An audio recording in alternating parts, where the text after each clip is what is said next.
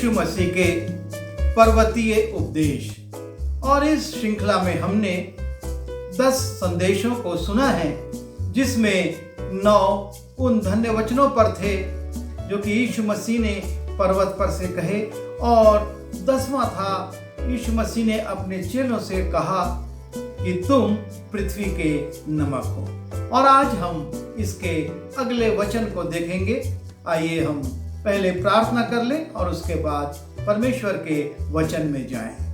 प्रभु जी, मेरी सहायता कीजिए कि हम आपके वचन को आपकी इच्छा अनुसार बांट सकें, और मेरे सुनने वालों की भी सहायता कीजिए कि वो आपके वचन को आपकी अधीनता में ग्रहण कर सकें। पवित्र आत्मा का अभिषेक हम सब पर हो, विनती यीशु के नाम में, आमीन। मत्ती रचित सुसमाचार उसके 5वें अध्याय से ये धन्य वचन शुरू होते हैं, जिसमें कि प्रभु यीशु मसीह ने 9 धन्य वचन कहे, और उसके बाद उन्होंने अपने चेलों से कहा कि तुम पृथ्वी के नमक हो। और एक बड़ा दायित्व इस वचन के द्वारा प्रभु यीशु मसीह ने अपने चेलों को दिया कि तुमको जब पृथ्वी के नमक हो तो उसकी सदृशता प्राप्त करते हुए इस पृथ्वी पर कार्य करना है।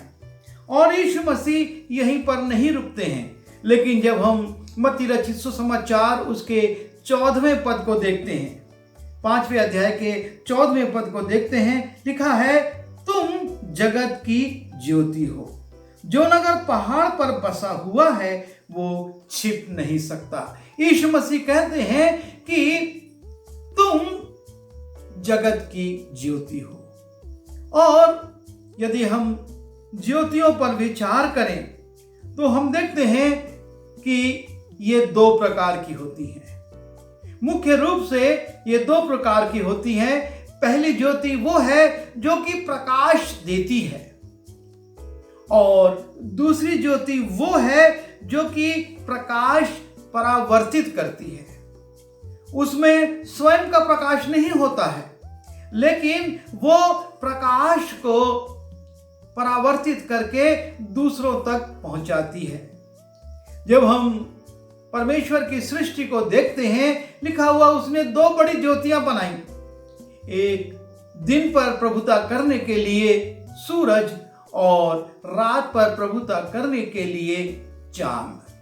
और इन दोनों ज्योतियों में जो फर्क है, और वो यही है कि सूरज स्वयं प्रकाश देता है, वो स्वयं प्रकाश को उत्पन्न करता है, लेकिन चंद्रमा जो है वो उस प्रकाश को जो सूर्य का है परावर्तित कर देता है। उससे स्वयं में ज्योति नहीं है वो, लेकिन सूर्य जो ज्योति है उससे वो प्रकाश लेकर परावर्तित करता है। जब हम यूहन्ना रचित सुसमाचार उसके 8वें अध्याय में जाते हैं, वहां पर हम इस पद को पढ़ते हैं जहां पर यीशु मसीह अपने चेलों से कहते हैं, यूहन्ना 8 उसका 12, तब यीशु ने फिर लोगों से कहा, जगत की ज्योति मैं हूं। जो मेरे पीछे होलेगा वो अंधकार में ना चलेगा, परंतु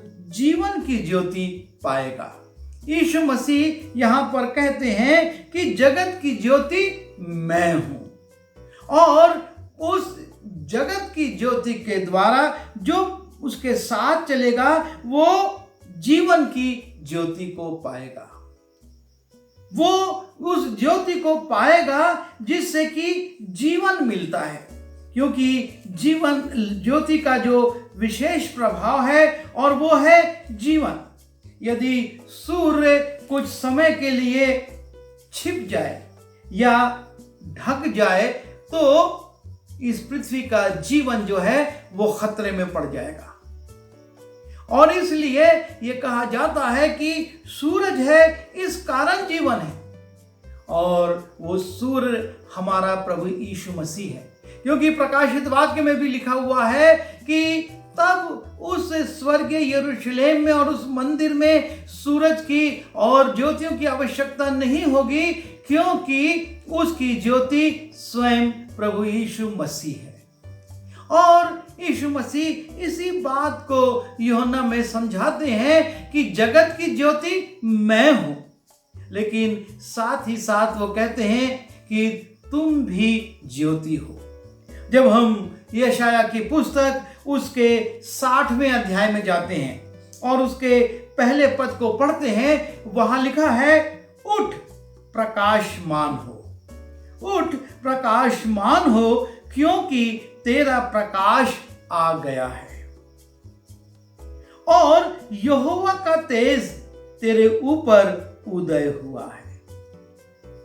परमेश्वर का वचन अपने लोगों से कहता है, उठो और प्रकाशमान हो, क्योंकि वो स्वयं प्रकाश नहीं है, लेकिन अब उनको उठना है इसलिए कि वो प्रकाश आ गया है और वो प्रकाश हमारे परमेश्वर का है, प्रभु यीशु मसीह का है। और इसलिए लिखा है कि यहोवा का तेज तेरे ऊपर उदय हुआ है, और जब वो तेज हम पर चमकता है तो हम प्रकाशमान हो जाते हैं। हमारे जीवनों से प्रकाश निकलने लगता है, प्रकाश लोगों को दिखने लगता है।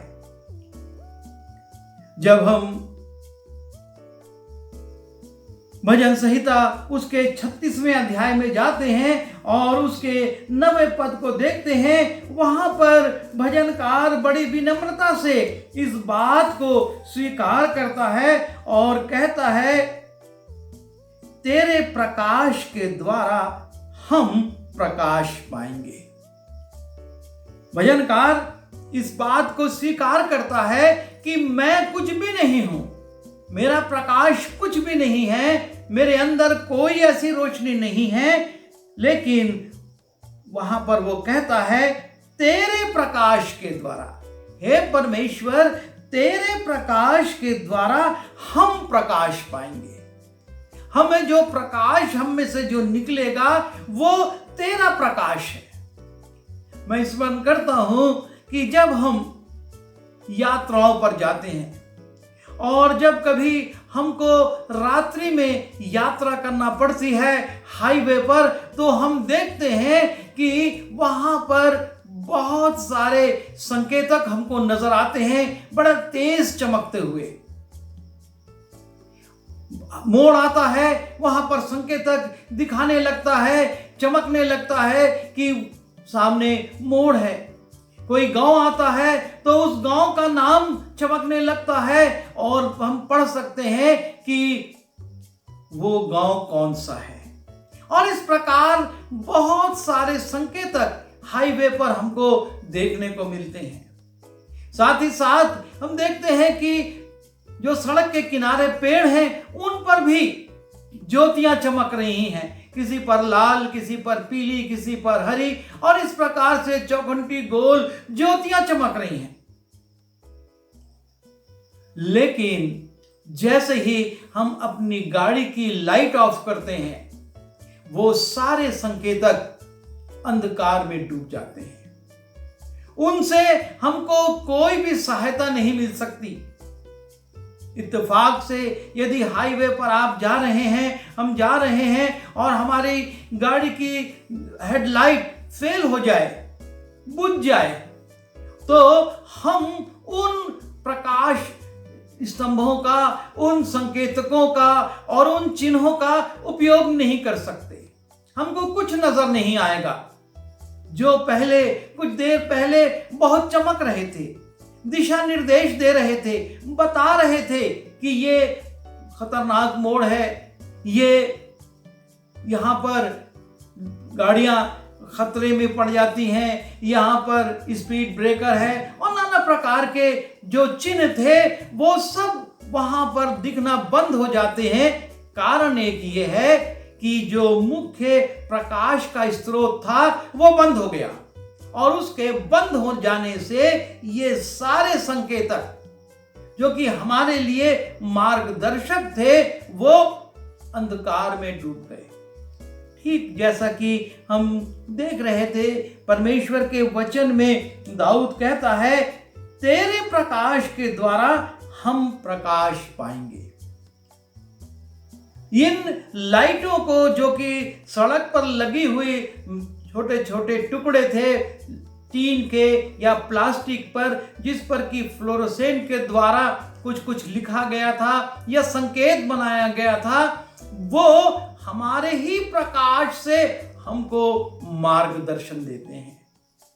यदि हमारा प्रकाश, हमारे वाहन का प्रकाश बंद हो गया तो ये संकेतक हमको मार्ग नहीं दिखा सकते, हमको चेतावनी नहीं दे सकते, हमको मार्गदर्शन नहीं दे सकते। ठीक यही बात हमारे आत्मिक जीवन में भी होती है। जब तक यीशु मसीह का प्रकाश हम पर है, हम लोगों के लिए एक प्रकाश स्तंभ होंगे। हम लोगों को उन गलत बातों से, उस गलत समस्याओं से संकेत दे सकेंगे, बता सकेंगे कि ये खतरा है, इसमें असावधानी बरती तो दुर्घटना हो सकती है, आत्मिक जीवन में दुर्घटना हो सकती है। लेकिन ये तब होगा जब हमारा प्रकाश, जैसा कि यशायाह ने 61 में कहा, उठ प्रकाशमान हो क्योंकि तेरा प्रकाश आ गया है। जब तक वो प्रकाश हमको आलोकित कर रहा है, जब तक वो प्रकाश हम पर चमक रहा है, हम बहुत कुछ बातें बता सकते हैं, बहुत से लोगों के लिए मार्गदर्शक हो सकते हैं। लेकिन जैसे ही वो प्रकाश हमारे सामने से हटेगा, हम किसी के लिए कुछ नहीं कर पाएंगे, क्योंकि हम स्वयं में ज्योति नहीं है।